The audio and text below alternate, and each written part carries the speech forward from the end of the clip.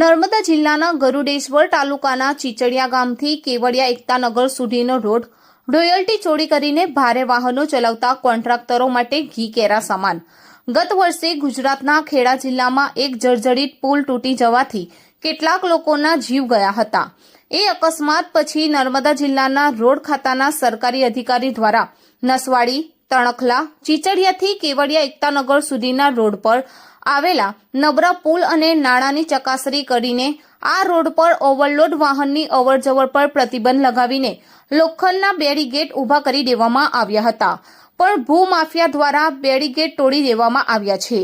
આ રોડ અવૈધ માટીચોરો માટે સ્વર્ગ સમાન છે। તરખલાથી એકતાનગર સુધીમાં આ રોડ પર 5 જેટલા નબળા નાળા અને પુલ આવેલા છે।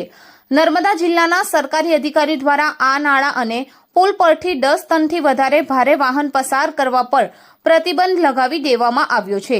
તેમ છતાં બેરીગેટ તોડીને રોડ કોન્ટ્રાક્ટરો રોયલ્ટી વગરની રેતી, કપચી, ડામર અને માટી ભરેલા ઓવરલોડ વાહનો પસાર કરે છે।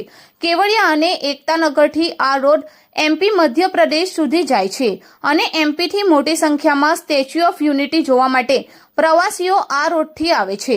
રાત દિવસ ધમધમતા આ સિંગલ પટ્ટી રોડ પર ભારે વાહનોના લીધે પુલ કે નાળું અચાનક તૂટી પડે અને કોઈ મોટી જાનહાનિ થાય તો એનો જવાબદાર કોણ, એવી લોકચર્ચા ચર્ચાઈ રહી છે।